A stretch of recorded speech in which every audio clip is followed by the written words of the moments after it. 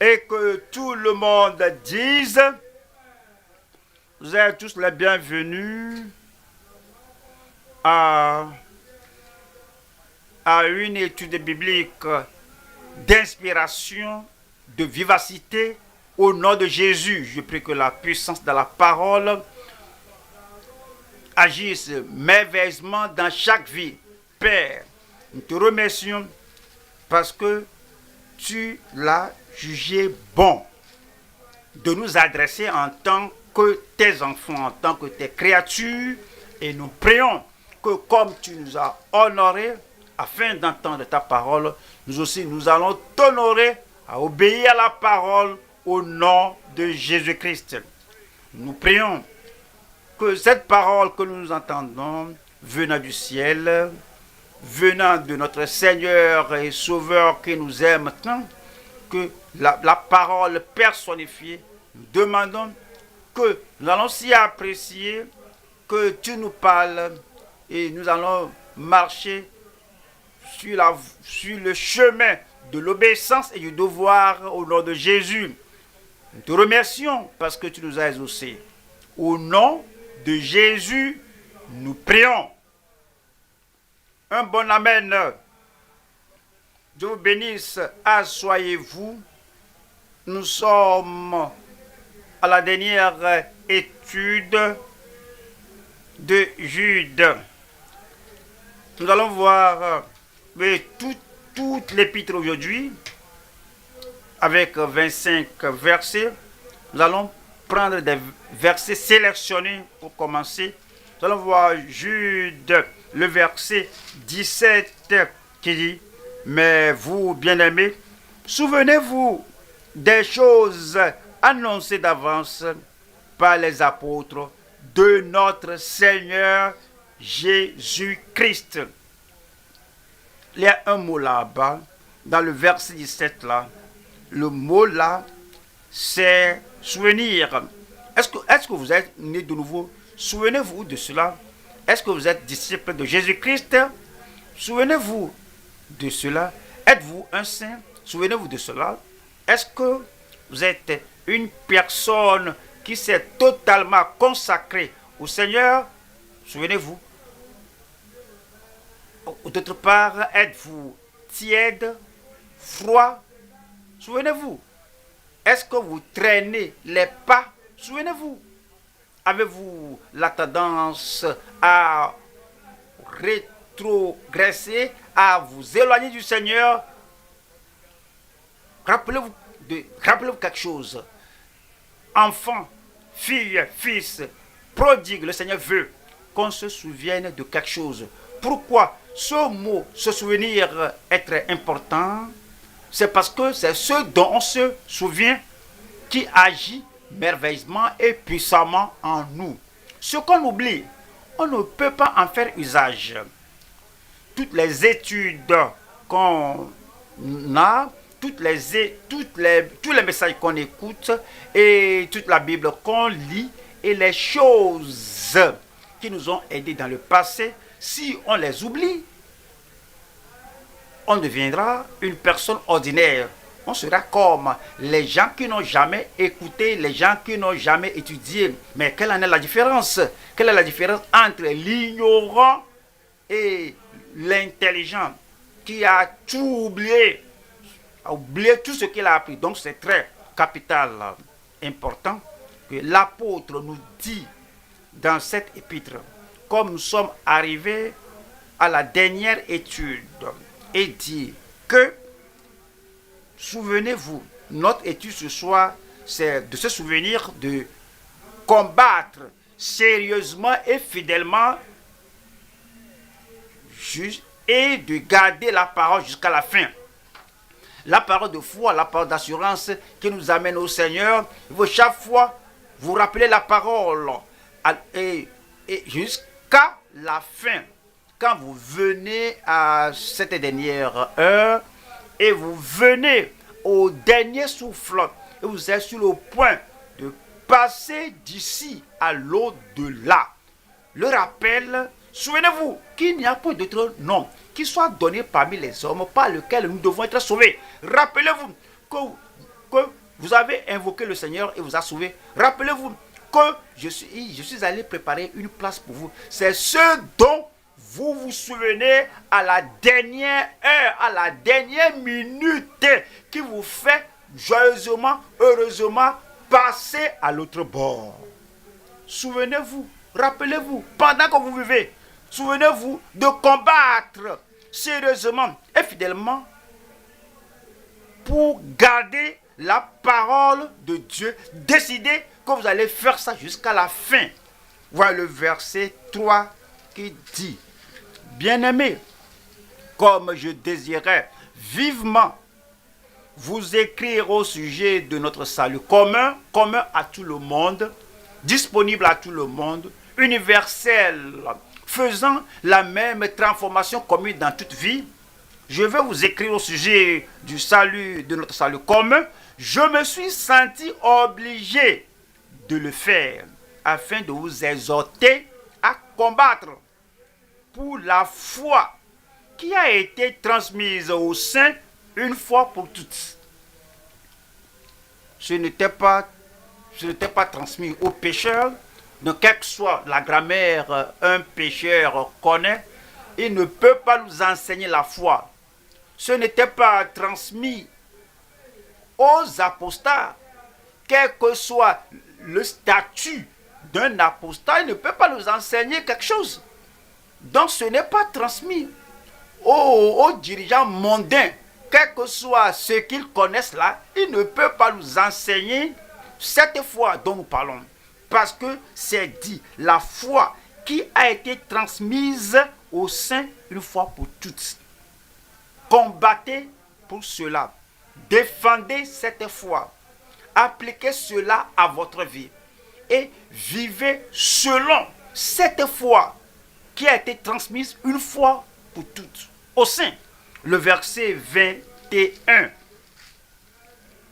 Maintenez-vous dans l'amour de Dieu.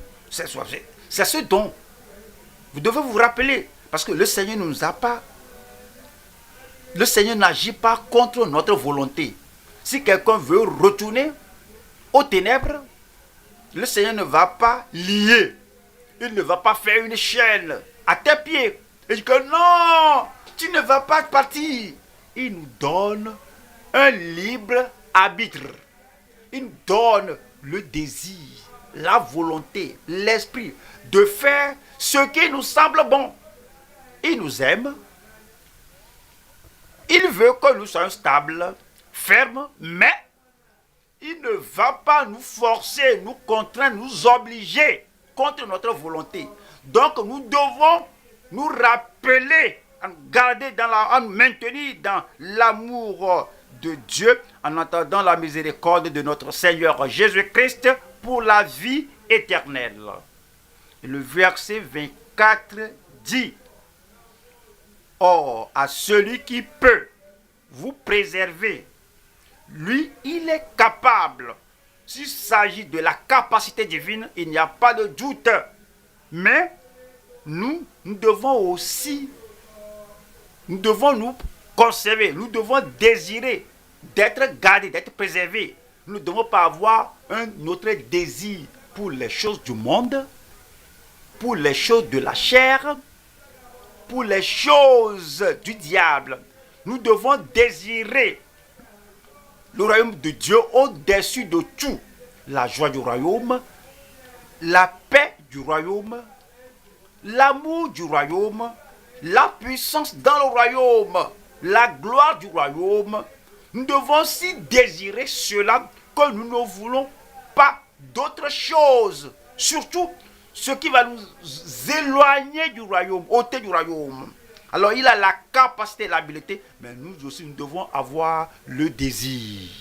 C'est pourquoi c'est dit, or à celui qui peut vous préserver de toute chute et vous faire paraître devant sa gloire irrépréhensible, sans faute, sans tâche.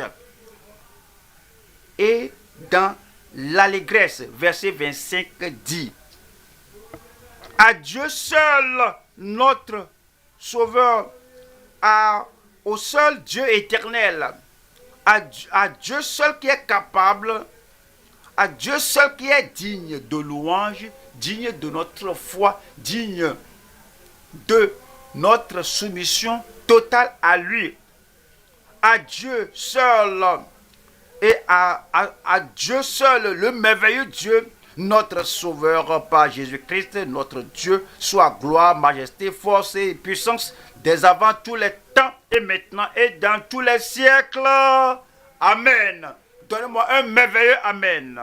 Alors, donc, souvenez-vous de combattre sérieusement et fidèlement pour la foi et garder la parole de Dieu jusqu'à la fin. Nous allons voir 3 points. Premier point, combattre sérieusement pour la foi jusqu'au dernier jour. Jusqu'au dernier jour. Le dernier jour, en prophétie, le dernier jour, votre dernier jour. Vous avez un commencement, mais vous aurez également une fin. Vous avez un jour où vous êtes né. Le premier jour, vous aurez un dernier jour. Le dernier jour, le jour de décès, votre dernier jour. Et il faut tout faire que ceci soit votre chose unique, que vous vous consacrez au Seigneur et que vous combattez sérieusement pour la fin jusqu'au dernier jour. Deuxième point, c'est avertir formellement contre toute fausseté dans ces derniers jours. Nous vivons dans les derniers jours. Il y a la fausseté partout, dans tous les angles. On voit dans les rues, on voit dans les médias et on voit dans les diverses assemblées la fausseté. La fausseté qui fait dévier les gens, qui fait que les gens se détournent de Christ, le seul chemin. Nous devons sérieusement, expressément avertir, mettre en garde les gens que nous connaissons, les gens à qui nous enseignons. Nous devons avertir formellement contre toute fausseté dans ces derniers jours. Troisième point, nous devons continuer exceptionnellement d'être fidèles jusqu'à notre destinée durable. Notre destinée durable dépend du fait que on continue, qu'on demeure. Vous continuez pas en faveur de quelqu'un, vous croyez non en faveur de telle sœur, de tel frère, mais pour vous-même, pour votre vie même. Vous continuez d'être fidèle pour votre destinée durable. Numéro 1, combattre sérieusement pour la foi jusqu'au dernier jour. Nous lisons Jude chapitre 1, verset 1. Jude 1. Jude, serviteur de Jésus-Christ et frère de Jacques, à ceux qui ont été appelés, il parlait de ceux à qui il écrivait, et ce sont les gens qui sont appelés, qui se sont repentis, qui ont soumis leur vie au Seigneur, et le Seigneur les a mis à part comme les siens, qui ont été appelés, qui sont animés en Dieu le Père et gardés pour Jésus-Christ. Alors, il a amené là-bas le commencement, l'appel initial à la repentance et l'appel initial au salut. Beaucoup sont appelés, mais il y a peu d'élus. Les gens qui acceptent que ce sont les gens qui sont choisis pour le salut, alors ils sont venus au salut en Christ.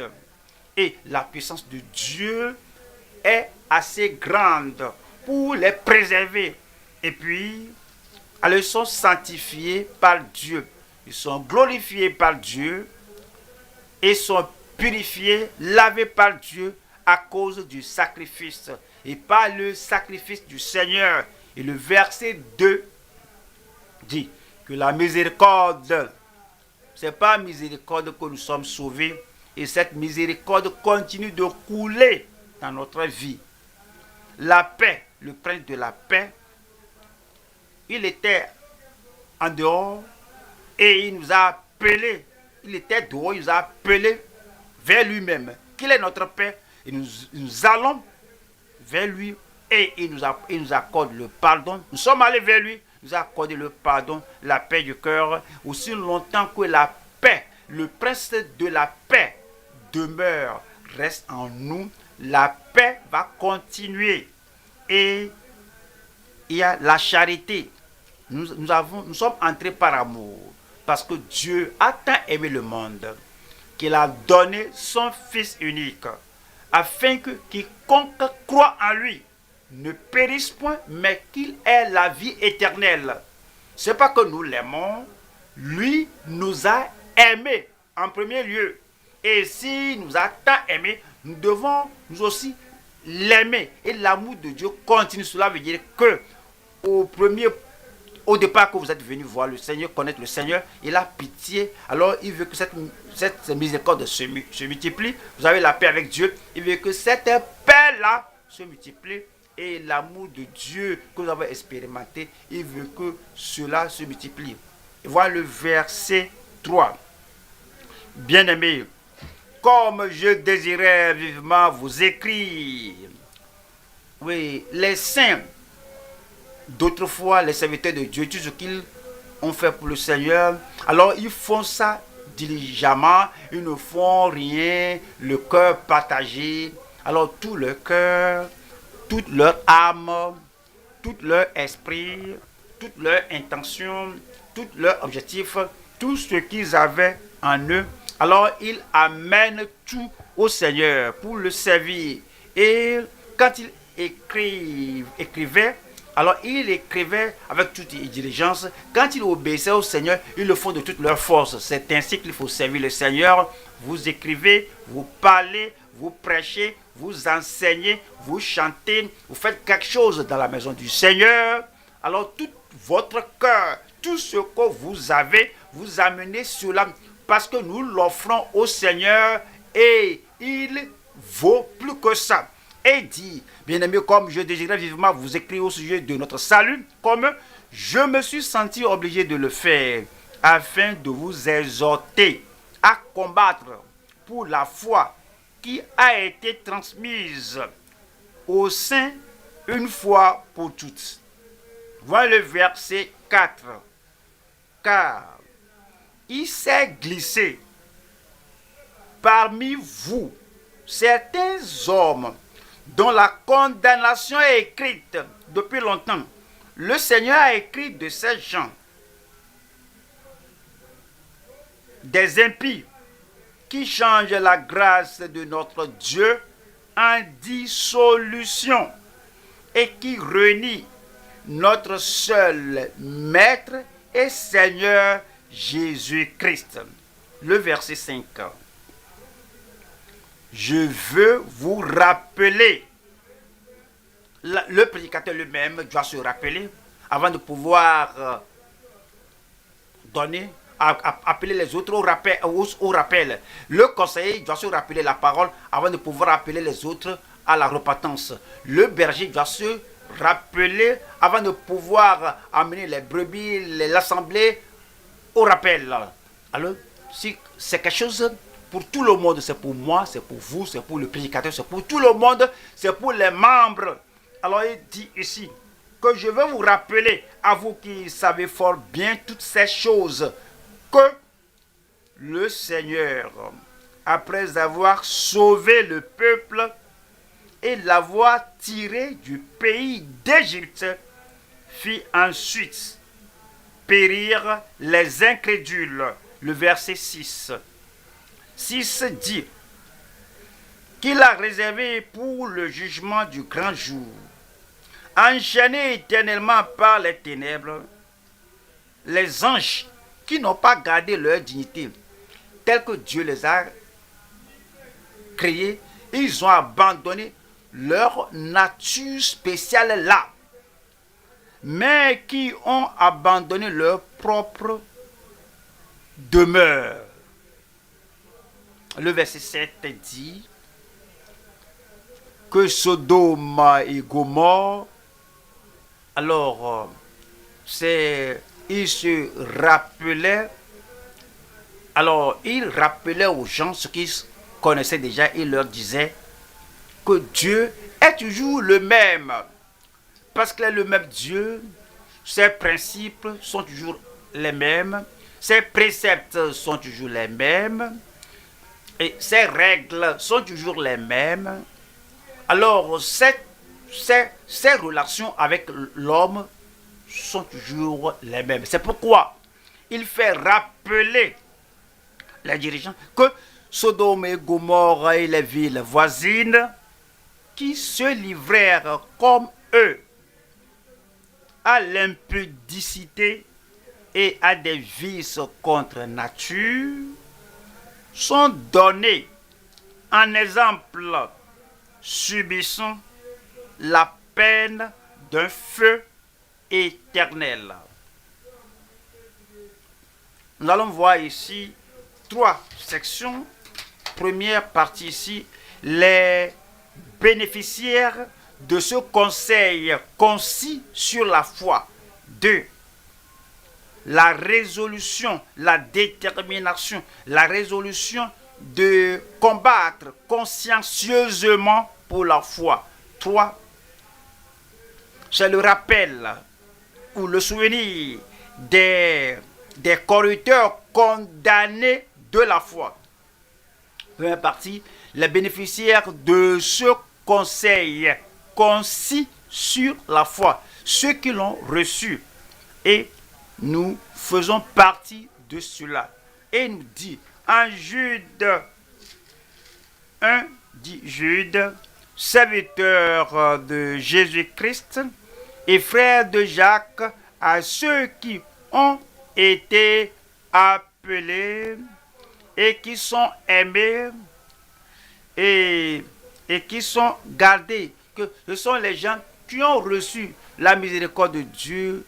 Alors, vu que cette miséricorde se multiplie, ils ont reçu la paix de Dieu, la paix avec Dieu, vu que cette paix va croissant. Alors, ce sont les gens qui ont goûté l'amour de Dieu. Il veut que ces gens se rappellent qu'ils peuvent expérimenter cet amour multiplié au quotidien. 1 Pierre chapitre 1, verset 2. Et qui sont élus selon la préscience de Dieu le Père par la sanctification de l'Esprit. Le Père sanctifie, Jésus sanctifie, et l'Esprit alors effectue la sanctification. Par la sanctification de l'Esprit afin qu'il devienne obéissant et qu'il participe à l'aspersion du sang de Jésus-Christ, que la grâce et la paix vous soient multipliées.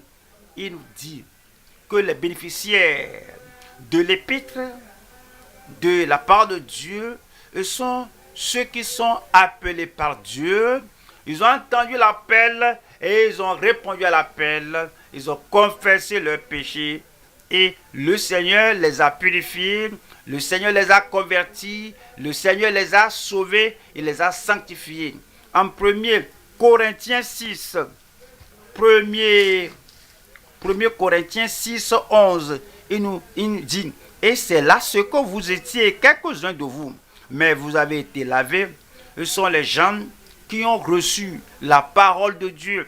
Alors, ils ne sont pas convertis et après ils disparaissent. Ils disparaissent, on ne peut pas les voir, ils n'entendent pas la parole de Dieu. Alors les bénéficiaires de la parole, ce sont les gens qui sont mais vous avez été lavés, mais vous avez été sanctifiés, mais vous avez été justifiés au nom du Seigneur Jésus-Christ et par l'Esprit de notre Dieu. Voilà le verset 19. Le 19 dit, ne savez-vous pas que votre corps est le temple du Saint-Esprit? Et quand les gens disent que je suis sauvé, parfois, ils limitent le salut à leur âme, mais ils ne comprennent pas que leur corps, alors, a été racheté par le prix du sang de l'agneau. Donc, ils rappelaient aux bénéficiaires, à ceux qui recevaient la parole, aux destinataires de cette parole, que ne savez-vous pas, vous devez savoir ceci, vous devez vous rappeler ceci, ne savez-vous pas que votre corps est le temple du Saint-Esprit qui est en vous, que vous avez reçu de Dieu et que vous ne vous appartenez point à vous-même. Vous ne vous appartenez pas à vous-même. Oui, ma main m'appartient, je peux faire ce que je veux avec la main. Non, si vous êtes croyant, vous n'êtes pas à vous-même. Mais les pieds m'appartiennent, je peux aller n'importe où, je peux piétiner n'importe quoi. Non, si vous êtes croyant, vous. Est-ce que vous ne savez pas que vous n'êtes pas à vous-même? Mon cerveau m'appartient, je peux lire n'importe quoi, étudier n'importe quoi. Pas du tout. Vous n'êtes pas à vous-même. Et toute ma vie, ce que je fais du matin jusqu'au soir, je suis libre de le faire. Non, au grand jamais. Je suis libre. Vous n'êtes pas libre pour faire le mal. Ne savez-vous pas que vous ne vous appartenez point à vous-même? Verset 20 dit, car vous avez été rachetés à un grand prix. Glorifiez donc Dieu dans votre corps et dans votre esprit qui appartiennent à Dieu. Voyons la deuxième partie ici qui est la résolution. C'est la détermination. C'est la résolution, la décision. C'est l'engagement, la résolution de combattre consciencieusement pour la foi. Si vous croisez les bras, alors vous n'allez pas combattre pour la foi. Si vous entendez le mal et vous fermez la bouche, vous ne combattez pas pour la foi. Si vous voyez la désobéissance, la corruption, et puis vous êtes là les bras croisés, alors vous fermez la bouche, vous agissez comme que cela ne vous affecte pas. Alors on blasphème le nom du Seigneur, cela ne vous touche pas. Parce que la société veut que vous taisiez. Il ne veut pas que vous disiez que c'est un mauvais. Comment tu peux faire ça? Jésus est mort pour toi. Si c'est ainsi que tu vas lui repayer ça, beaucoup de personnes comme ça, alors ils se sont tués. Mais si tu dis que tu es né de nouveau, tu es enfant de Dieu, et tu vois la corruption au haut niveau, et tu fermes la bouche, alors il ne faut pas entendre ça de ma bouche. Je sais que ce qu'ils font c'est mauvais. Ils agissent très gauche, mais ce n'est pas de ma bouche qu'ils vont l'apprendre. Mais vous ne combattez pas pour la foi. Mais c'est dit que vous devez avoir la résolution pour consciencieusement, constamment, avec confiance, combattre pour la foi. Jude 3. Bien-aimés, comme je désirais vivement vous écrire au sujet de notre salut commun, je me suis senti obligé de le faire afin de vous exhorter, de vous prodiguer des conseils, de vous prêcher, non seulement de vous informer, de vous contraindre, de vous obliger à combattre diligemment, sérieusement, de tout le cœur, avec ferveur, à combattre sérieusement pour la foi qui a été transmise aux saints une fois pour toutes. C'était délivré une fois pour toutes. Alors il n'y a plus d'addition. Quelqu'un dit que maintenant il a une révélation et il y a une autre voie pour le salut. C'est faux. La foi a été transmise une fois pour toutes aux saints. Gardez cela. Protégez cela. Préservez cela. Sérieusement, combattre sérieusement pour cela. Deuxième Timothée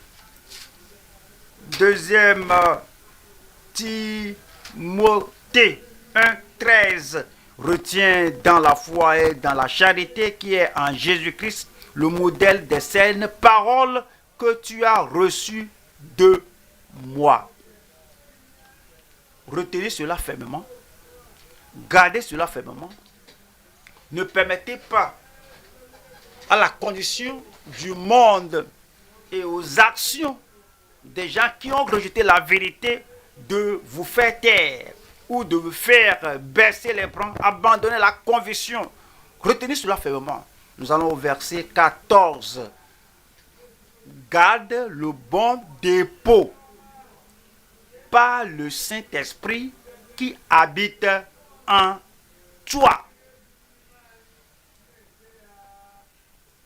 Est-ce que nous pouvons expliquer que si vous ne gardez pas la parole, la foi, vous n'avez pas le Saint-Esprit? Il y a bien de personnes que quand ils prient, la langue, le langage de vin passé, ils vont commencer à répéter, ils vont parler, ils vont dire des choses là-bas, mais ils n'ont pas la force pour garder la parole de Dieu, pour préserver la parole de Dieu. La parole de Dieu a dit que eux, ils n'ont pas le Saint-Esprit. Quand nous avons le Saint-Esprit, il nous donne la force. Et par cette force du Saint-Esprit, quel que soit ce qui arrive, quel que soit ce qui tape à la porte, quel que soit ce qui tape sur notre tête, nous gardons cela. Alors, garde le bon dépôt par le Saint-Esprit qui habite en nous. Apocalypse 3. Apocalypse 3, le verset 10. Parce que tu as gardé la parole de la persévérance en moi, je te garderai aussi à l'heure de la tentation, l'heure d'épreuve, c'est-à-dire l'heure de la tribulation qui va venir sur le monde entier pour éprouver les habitants de la terre. Le verset 11 dit, je viens bientôt. Je viendrai soudainement, je viendrai très bientôt. L'avènement du Seigneur est imminent et les gens qui vont tirer profit de son avènement, ce sont les gens qui retiennent fermement la parole de Dieu et consciencieusement, sérieusement, et combattent pour la foi qui a été transmise aux saints une fois pour toutes. Je viens bientôt. Retiens ce que tu as, afin que personne ne prenne ta couronne. Amen. Voyons la troisième partie ici. C'est le rappel des corrupteurs condamnés de la foi. Ce n'est pas une chose nouvelle. Depuis les temps antiques, en Genèse, nous avons des exemples des anges qui ont quitté leur premier état. Ce n'est pas chose nouvelle qu'il y a des corrupteurs de la foi. Ils avaient la foi, c'était pur, avant que cela ne vienne à eux. Tout ce qui leur parvenait, alors ils le rendaient impur et faux et mauvais. Sodome et Gomorrhe, on a eu le rappel, ce n'est pas chose nouvelle. Dans le désert, ceux qui étaient délivrés de l'Égypte, alors ils se sont corrompus, ils ont corrompu la foi. Donc, l'auteur, l'écrivain humain, Jude, nous fait rappeler qu'il y a des gens qui sont condamnés à cause du fait qu'ils ont corrompu la foi. Et il nous dit cela que nous devons veiller. Nous devons regarder.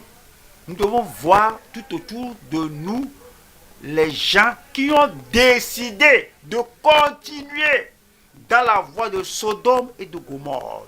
Ils ont résolu de suivre la voie de ces anges déchus. Ils ont décidé de continuer dans la voie des Israélites qui ont été délivrés. Cependant, ils ne continuaient pas dans la foi. Deuxième Pierre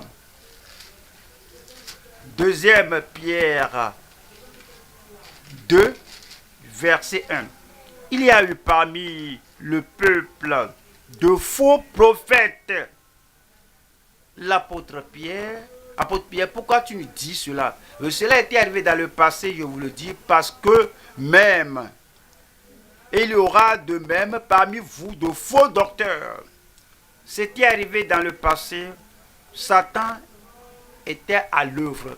Et Satan continue d'être à l'œuvre parce que il y aura de même parmi vous de faux docteurs qui introduiront des sectes pernicieuses et qui, reniant le maître qui les a rachetés, ils étaient sauvés, ils étaient rachetés, ils étaient dans la foi, ils étaient rachetés, mais ils ont fait votre face. Ils ont cédé, ils ont démissionné, ils n'étaient pas contents tels qu'ils étaient. Alors, ils voulaient corrompre les autres, ils n'étaient pas satisfaits de rétrograder, ils voulaient aussi faire rétrograder les autres. L'esprit rend témoignage dans le cœur que tu chutes, tu as chuté, tu es corrompu. Cette voie-là t'amènera en enfer. Et ils ne veulent pas se repentir, ils ne veulent pas aller tout seuls en enfer. Donc, ils veulent corrompre les autres. Même, et qui, reniant le maître qui les a rachetés, attireront sur eux une ruine soudaine. Le verset 2. Verset 2. Plusieurs les suivront dans leur dissolution, et la voix de la vérité sera calomniée à cause d'eux. Le verset 3 dit, par cupidité, ils trafiqueront de vous au moyen de paroles trompeuses, de paroles mielleuses, des paroles séduisantes. Eux que menacent depuis longtemps la condamnation et dont la ruine ne sommeille point. Je prie que vous ne périssiez pas avec eux. Luc 17, Luc 17, le verset 28, ce qui arriva du temps de Lot arrivera pareillement. Ils mangèrent, les hommes mangeaient, buvaient, achetaient, vendaient, plantaient, bâtissaient. Il n'y a rien de mauvais en cela. Ils vivaient uniquement pour ceci. Et ceci a consumé tous leurs pensées, leurs projets. Ils ne se rappelaient pas qu'on provient de Dieu et qu'on retournera à Dieu. Ils ne se rappelaient pas que le ciel est éternel et la terre prendra fin un jour. Et ils ont œuvré pour les choses périssables, pour les choses qui seront brûlées par les flammes. Ils ne se rappelaient pas qu'il y a un ciel à y entrer. Seules les choses mondaines, les choses matérielles qui les ont engloutis.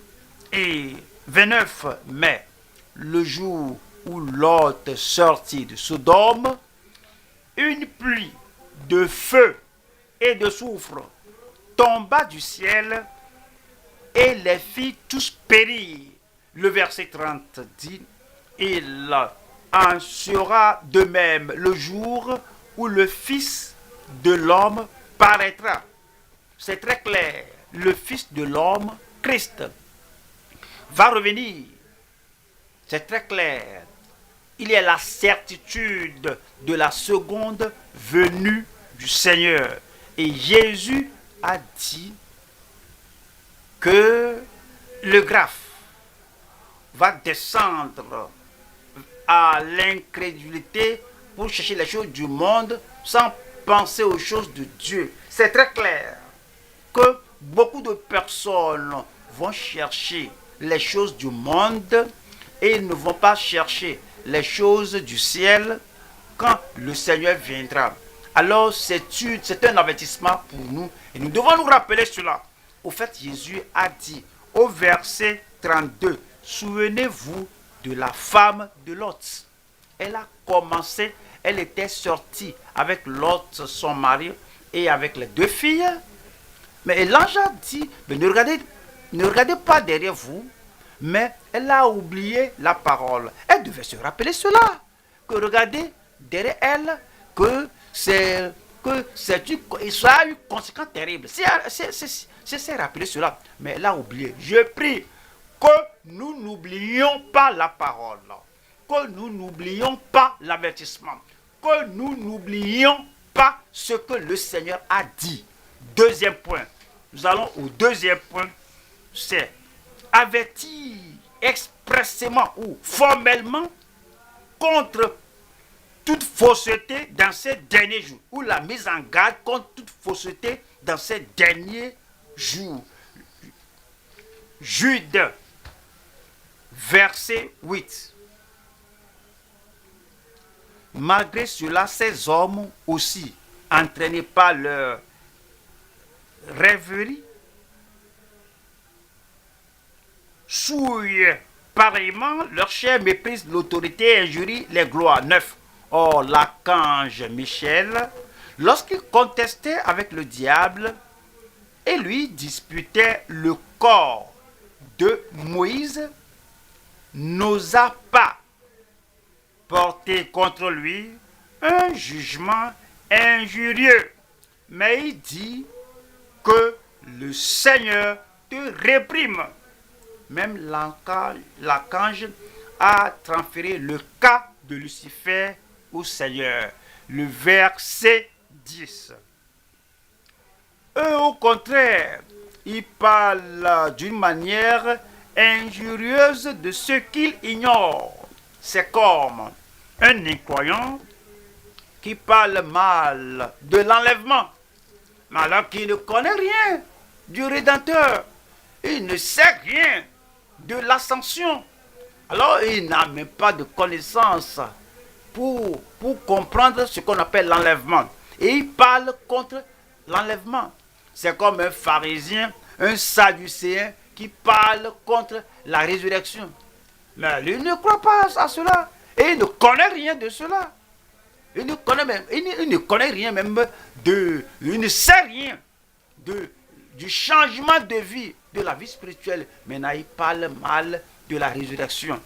Et alors, un religieux qui parle de la Trinité, la Sainte Trinité, le Père, le Fils et le Saint-Esprit, il est nul, un nulard. Il ne connaît rien. Même un homme qui a l'esprit et a l'âme, l'homme a le corps, l'âme et l'esprit. Oui, l'homme est tripartite. Mais ces gens-là, alors, ils parlent mal ils parlent d'une manière injurieuse de ce qu'ils ignorent. Ils se corrompent dans ce qu'ils savent naturellement comme les brutes. Verset 11. Malheur à eux. Ah, il n'y a pas, Dieu te bénisse, pour les gens qui s'opposent à la vérité, les gens qui veulent réfuter, s'opposer à la vérité, malheur à eux, car ils ont suivi la voie de Caïn, ils se sont jetés pour un salaire dans l'égarement de Balaam, ils se sont perdus par la révolte de Corée. Verset 12. Ce sont des écueils dans vos agapes, faisant impudemment bonne chair, se repaissant eux-mêmes. Ils sont des nuées sans eau, poussés par les vents, des arbres d'automne sans fruits, 2 fois morts, déracinés. Verset 13. Des vagues furieuses de la mer, rejetant l'écume de leurs impuretés, des astres errants auquel l'obscurité des ténèbres est réservée pour l'éternité. Verset 14. C'est aussi pour eux qu'Enoch, le septième depuis Adam, a prophétisé en ces termes. Voici, le Seigneur est venu avec ses saintes myriades. Le verset 15.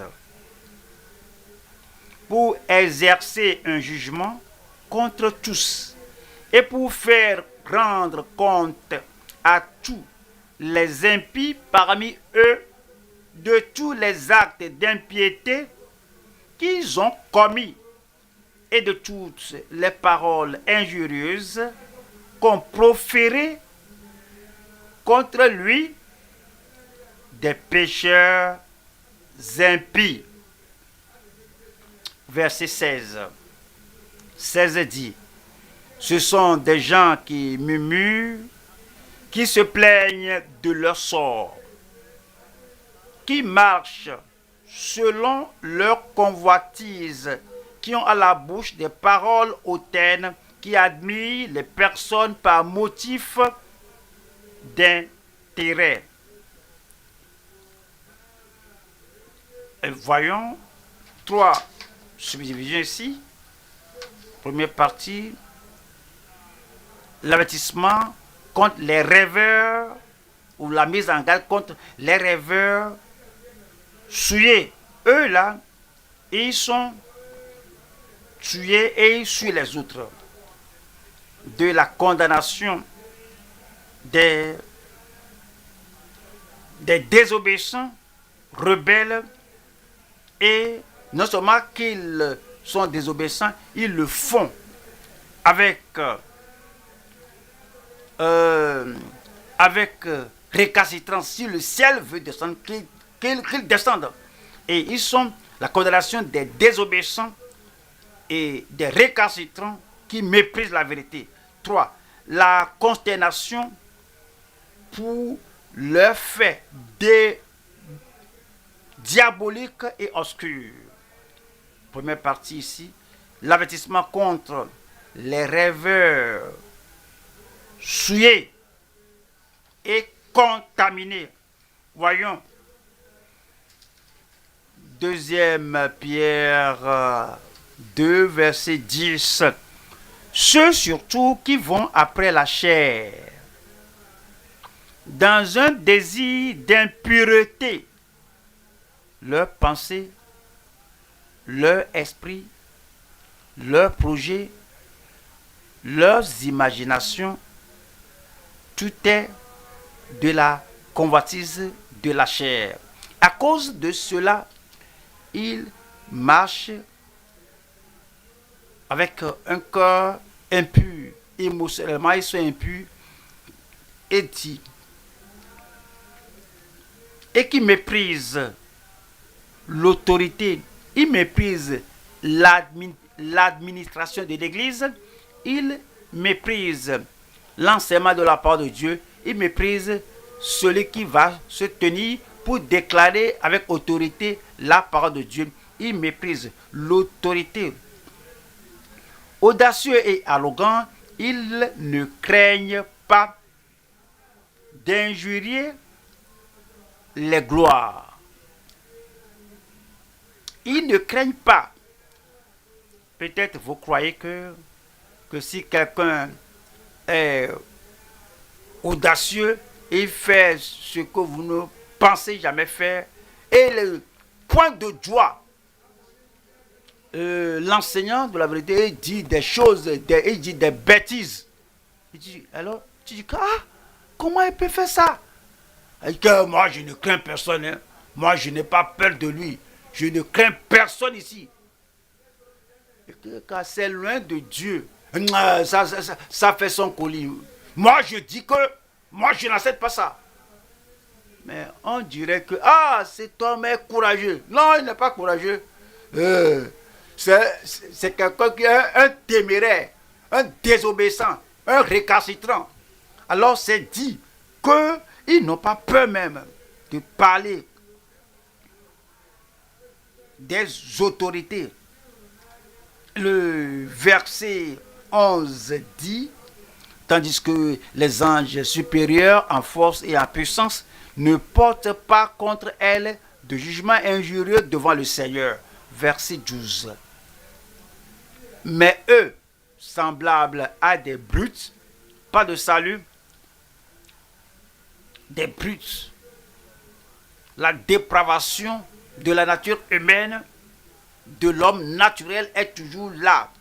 C'est comme des bêtes, des brutes qui s'abandonnent à leur penchant naturel et qui sont nés pour être prises et détruites. Ils parlent d'une manière injurieuse de ce qu'ils ignorent. Ils n'ont pas assez de compréhension, ils n'ont pas assez d'intelligence, ils n'ont pas l'esprit d'inspiration, l'esprit de compréhension. Ils sont tels qu'ils sont dans leur état humain. Et il dit que ils sont des brutes. Et ils seront pris et détruits. Ils parlent d'une manière injurieuse de ce qu'ils ignorent, et ils périront par leur propre corruption. Et allons à la deuxième partie ici. On voit la condamnation des gens désobéissants, rebelles et qui méprisent. Toujours 2 Pierre chapitre 2, nous avons déjà lu Jude 1, verset 11, au sujet de Caïn, au sujet de Balaam, au sujet de Corée, Dathan et Abiram, le jugement qui était survenu sur eux. Parce que ils sont des gens qui méprisaient. Moïse a dit, Corée, viens. Alors, discutons de ceci. Dit que, qui crois-tu être, toi? Que toi, tu t'es imposé, tu t'ériges en juge, Seigneur, sur l'héritage de Dieu. Moi, là, je ne vais pas venir. Amenez-vous sans s'asseoir. Et Caron aussi amène son ascenseur. Qu'on voit celui que le Seigneur a choisi. Alors, et témérairement, avec rébellion, il est venu. Nous connaissons leur fin. Et l'ange a confronté Balaam. Que ta voix est perverse devant moi. Et si ton ânesse ne m'a pas vu et a esquivé, voici l'épée, je t'aurais tué. Mais l'homme là, il aimait beaucoup l'argent que Balak lui offrait. Il y a des gens qui vont tout faire pour l'argent. Ils vont mépriser la parole à cause de l'argent qu'ils vont recevoir d'une mauvaise source. Ils vont nier la vérité, renier la vérité à cause de l'argent qu'ils vont avoir. Et Balaam a dit que, d'accord, si tu ne veux pas que j'aille, je vais retourner. Si, avec tout ce que tu as vu là, l'ânesse parle en langue, et il a parlé intelligemment comme un homme. Tu as entendu cela, tu as vu l'épée dans ma main. Je t'ai dit que ta voix est perverse.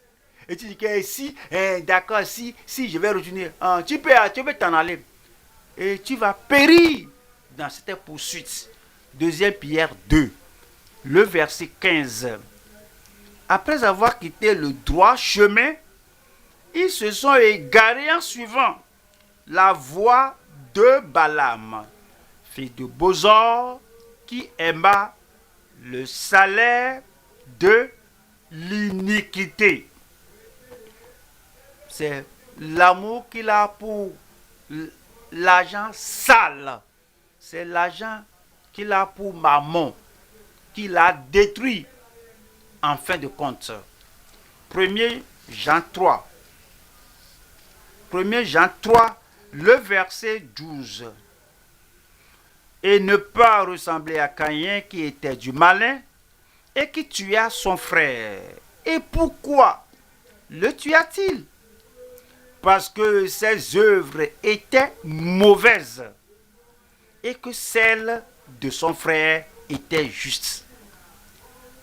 le juste ne persécute pas l'injuste. C'est seulement le mal, le pécheur, l'impie, l'injuste qui persécute le pieux et le juste. Verset 13. Ne vous étonnez pas, frères, si le monde vous hait.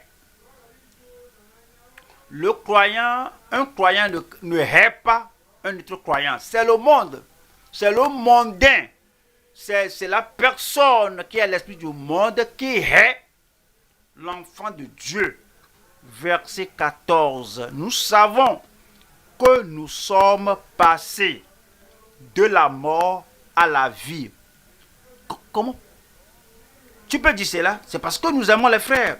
Parce que nous aimons les frères. Celui qui n'aime pas demeure. Celui qui n'aime pas sa femme. Celui qui n'aime pas son frère, son mari. Celui qui n'aime pas, celle qui n'aime pas son mari. Celui qui n'aime pas les frères, les sœurs. Celui qui n'aime pas un frère, une sœur nés de nouveau. Alors demeure dans la mort. 15. Quiconque hait son frère est un meurtrier. Et vous savez qu'aucun meurtrier, vous devez le savoir, Vous savez qu'aucun meurtrier n'a la vie éternelle demeurant en lui. Nous allons voir la troisième partie ici, qui est la consternation pour leurs faits diaboliques et noirs. Nous allons voir, on va à Daniel 7, le verset 9. Je regardais pendant que l'on plaçait des trônes, et l'ancien des jours s'assit. Son vêtement était blanc comme la neige, et les cheveux de sa tête étaient comme de la laine pure. Son trône était comme des flammes de feu, et les roues comme un feu ardent. Verset 10. Un fleuve de feu coulait et sortait de devant lui. 1000 milliers le servaient, et 10 000 millions se tenaient en sa présence. Les juges s'assirent et les livres furent ouverts. Les livres furent ouverts. Apocalypse chapitre 20. Apocalypse 20 verset 11. Puis je vis un grand trône blanc et celui qui était assis dessus. La terre et le ciel s'enfuirent devant sa face. Et il ne fut plus trouvé de place pour eux. Le verset 12. Et je vis les morts, les grands et les petits, mourir et quitter la terre n'est pas la fin. Il y a la vie après. Pour le juste, c'est la vie, c'est au ciel. Pour l'injuste, la vie, c'est dans les temps de feu. Et je vis les morts, les grands et les petits. Quand un enfant est né, l'enfant là ne connaît pas sa gauche de sa droite. L'amour de Dieu couvre l'enfant là. Au cas où l'enfant là mourait, il irait au ciel. Mais si un enfant vient à l'âge de comptabilité, à l'âge de raison, et un enfant, il est petit, mais l'enfant sait voler. Il a fait ce qui est mauvais. Quand il vole, et un adulte vient, papa ou maman vient, l'enfant cache la chose. Qu'est-ce qu'il cache? Parce qu'il sait que cela est mauvais. Si le garçon alors est en train de se souiller avec une fille, c'est un enfant qui ne connaît rien, l'enfant fait ça et il sourit, lui ne connaît rien. Mais si l'enfant vient à l'âge de raison là, et l'enfant en train de toucher l'autre, toucher la fille là comme ça, et puis papa et maman viennent, et l'enfant cesse, soudainement. Parce que il savait, il sait que cela est mauvais. Dès ce temps-là, l'âge de raison là, alors chaque action que l'enfant là affiche délibérément, intentionnellement, alors vient sous le jugement de Dieu. Les incroyants, les pécheurs peuvent ne pas lire la Bible, mais ils savent. Au fait, lorsqu'ils apprennent que quelqu'un fait ceci, quelqu'un fait cela, alors ils commentent que ces gens-là, ils sont corrompus. Eux-mêmes, ils emploient le mot corruption. Ils avaient la connaissance. Maintenant, s'ils ne cherchent pas la solution à leur corruption, s'ils meurent comme ça, alors ils vont mourir sans grâce et ils vont périr. Alors c'est dit que je vis les morts, les grands et les petits qui se tenaient devant le trône.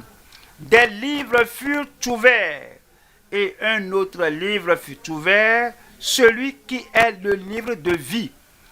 Le livre de vie, seul un livre seul. Quelle que soit l'église, la dénomination que vous êtes né de nouveau, votre nom entre dans le seul livre de vie.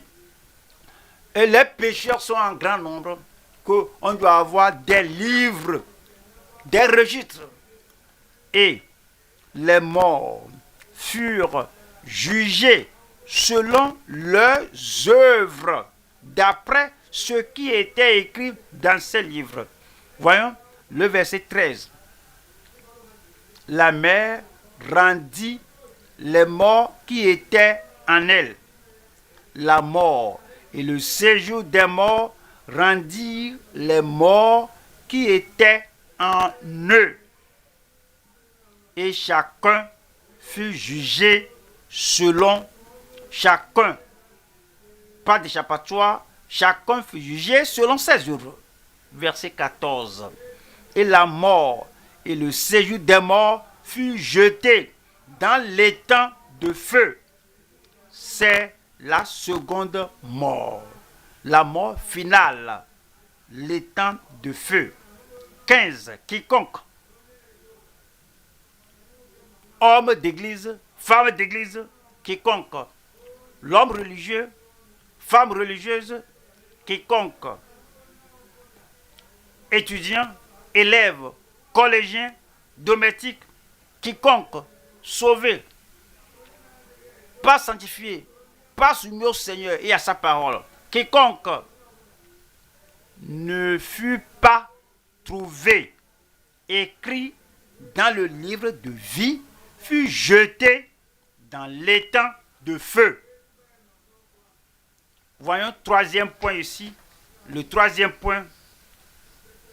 Continuez exceptionnellement à être fidèle pour votre destinée durable. Jude 17. Jude 17. Mais vous, bien-aimés, souvenez-vous, il ne faut pas oublier, souvenez-vous des choses annoncées d'avance par les apôtres de notre Seigneur Jésus-Christ. Le verset 18. Il vous disait qu'au dernier temps, il y aurait des moqueurs. Au dernier jour, marchant selon leur convoitise inique. 19. Ce sont ceux qui provoquent des divisions homme sensuel, n'ayant pas l'esprit. Verset 20. Pour vous, bien-aimés, vous édifiant vous-même, faut pas demeurer stagnant, faut pas demeurer tel que vous étiez, faut pas rester dans l'expérience du salut initial sans croissance. Pour vous, bien-aimés, vous édifiant vous-même sur votre très sainte foi et priant par le Saint-Esprit. 21. Maintenez-vous dans l'amour de Dieu, en attendant la miséricorde de notre Seigneur Jésus-Christ pour la vie éternelle. Verset 22. Reprenez les uns ceux qui contestent. 23. Sauvez-en d'autres en les arrachant du feu. Et pour d'autres encore ayez une pitié mêlée de crainte, haïssant jusqu'à la tunique souillée par la chair. 24. Oh, à celui qui peut vous préserver de toute chute. Amen. Et vous faire paraître devant sa gloire irrépréhensible. Amen. Et dans l'allégresse. Amen. À Dieu seul, notre Sauveur, par Jésus-Christ, notre Seigneur, soit gloire, majesté, force et puissance des enfants tous les temps, et maintenant, et dans tous les siècles. Amen. Amen. Nous allons voir encore 3 subdivisions ici. Rappelez-vous et persévérez dans la foi jusqu'à la fin. 2. Secourez les perdus sans chuter dans leur convoitise. 2. Appuyez-vous sur la puissance et la fidélité du Seigneur. Numéro 1. Rappelez-vous et persévérez dans la foi jusqu'à la fin. Jude, verset 17. Jude 17 dit: mais vous, bien-aimés, le Seigneur vous appelle bien-aimés, vivez comme bien-aimés, appréciez la grâce de Dieu qui fait de vous un bien-aimé. Dit: mais vous, bien-aimés, souvenez-vous. Alors, menez la vie qui justifie le nom que Dieu vous appelle. Mais vous, bien-aimés, souvenez-vous des choses annoncées d'avance par les apôtres de notre Seigneur Jésus-Christ. Le verset 20.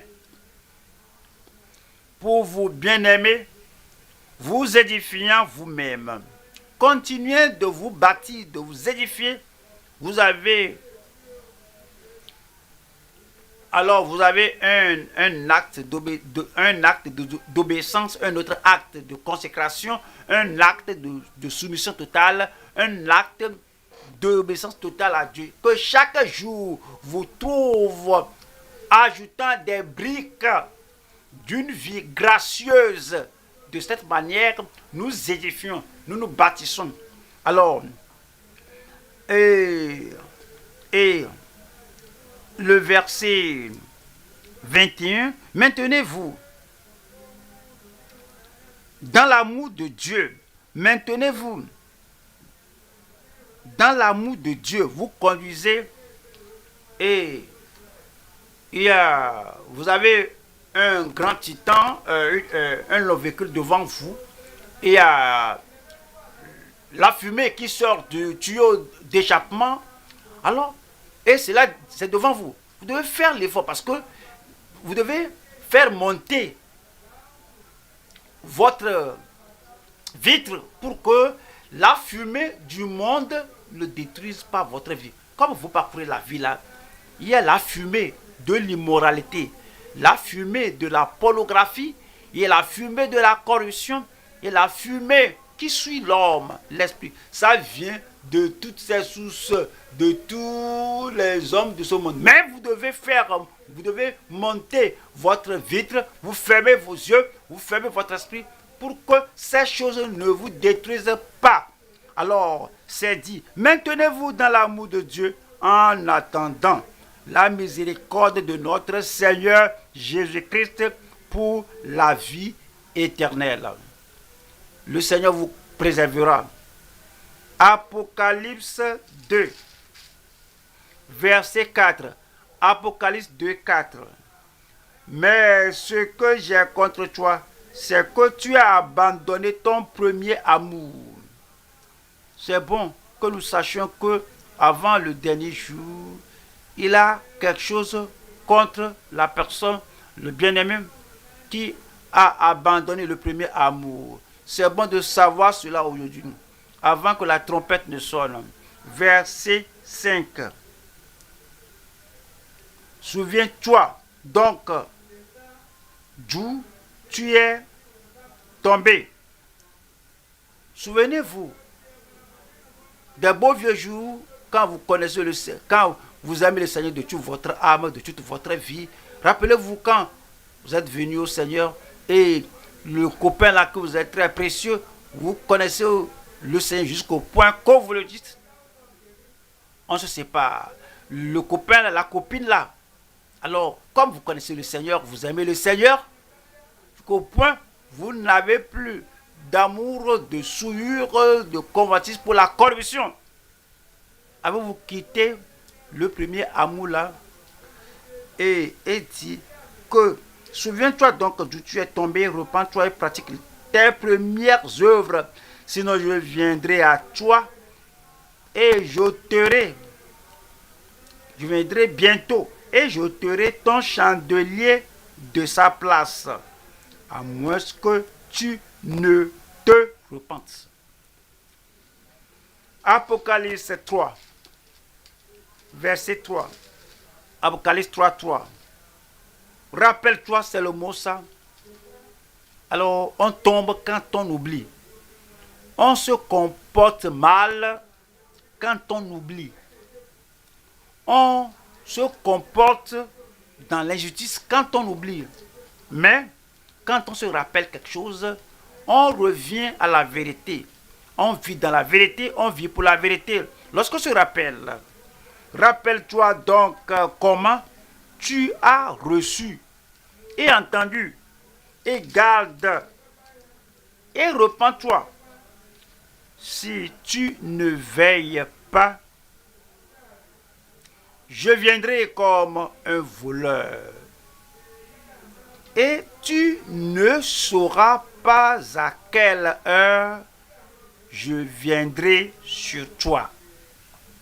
Le verset 4. Cependant, tu as à Sardes quelques hommes qui n'ont pas souillé leurs vêtements. Ils marcheront avec moi en vêtements blancs parce qu'ils en sont dignes. 5. Celui qui vaincra, on fait cela individuellement. Celui qui vaincra, l'homme, la femme, le frère, la soeur, le bien-aimé, individuellement. Celui qui vaincra sera revêtu ainsi de vêtements blancs. Je n'effacerai point son nom du livre de vie. Du livre de vie. C'est un, au singulier. Et je confesserai son nom devant mon Père et devant ses anges.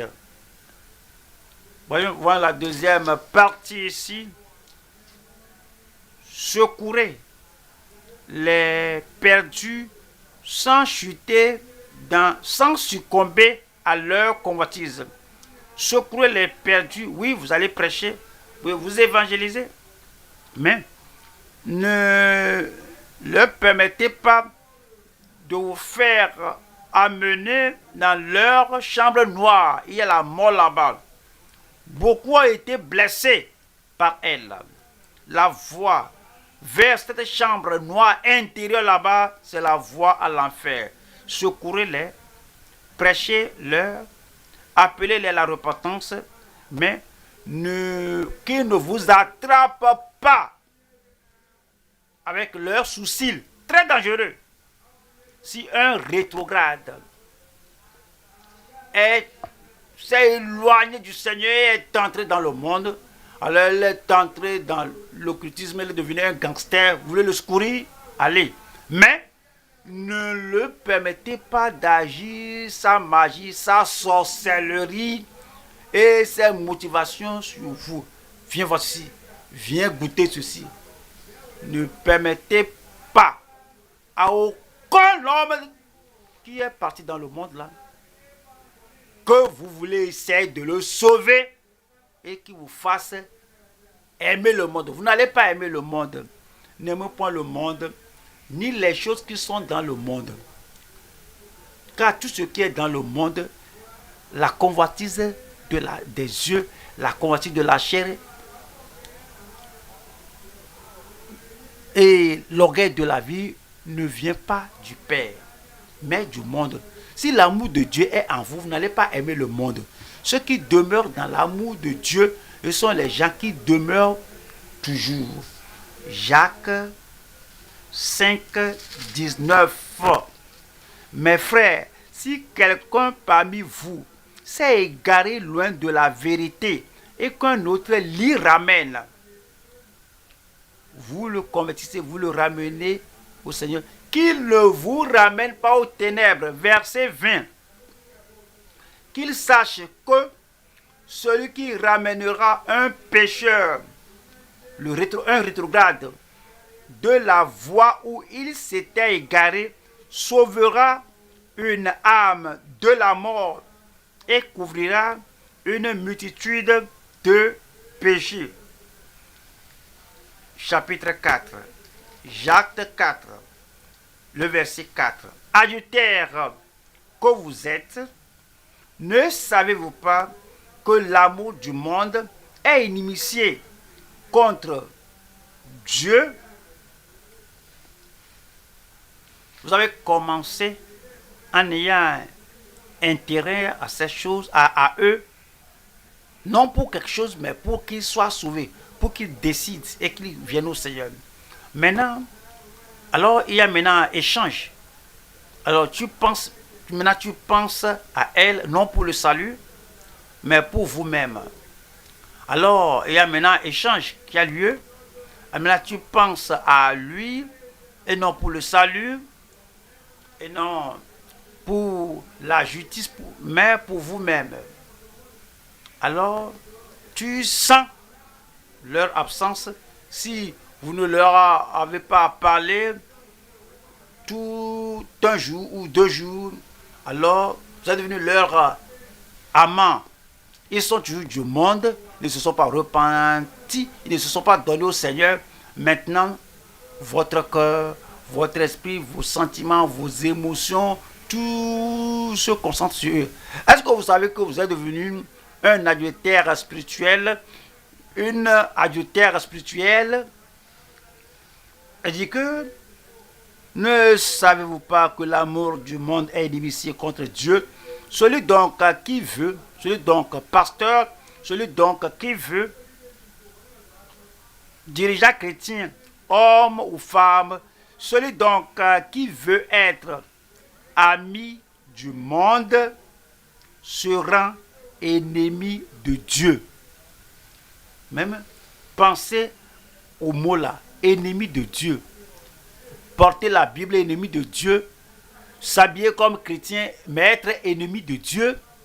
Déjà, tu es ami du monde, tu es ami de ces gens du monde. Je prie, comme nous évangélisons, comme nous prêchons, comme nous sauvons les perdus, que nous ne succombions pas à leur état au nom de Jésus.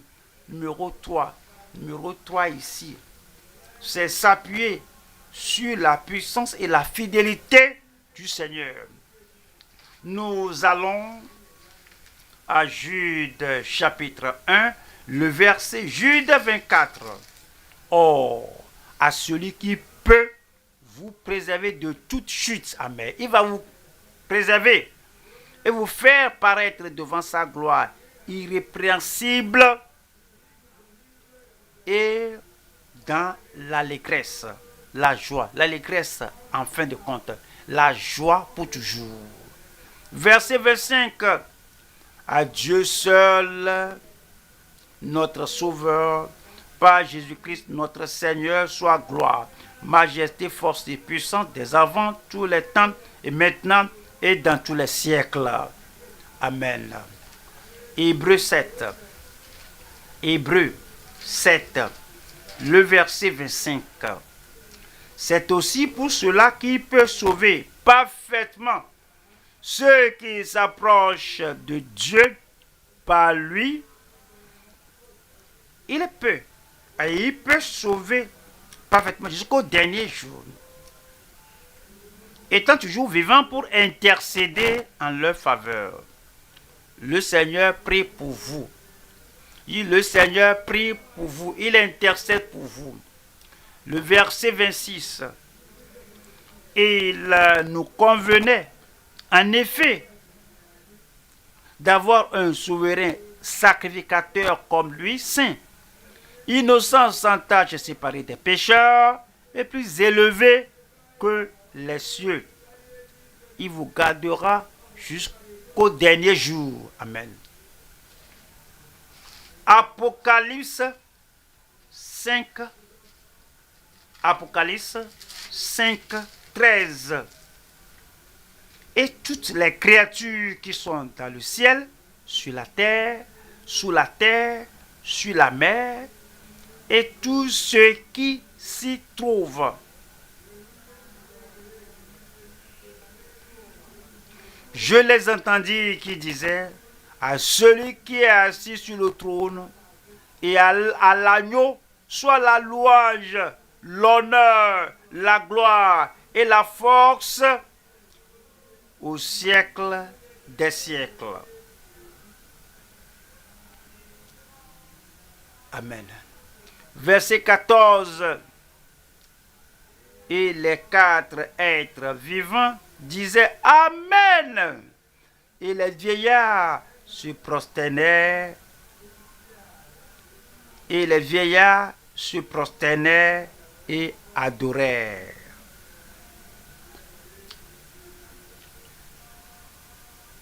Vous serez là.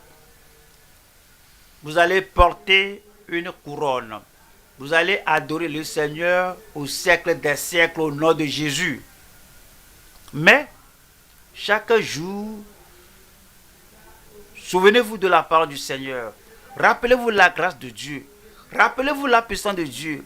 Rappelez-vous que Dieu est tout en tout. Rappelez-vous qu'il a la puissance pour vous préserver jusqu'au dernier jour.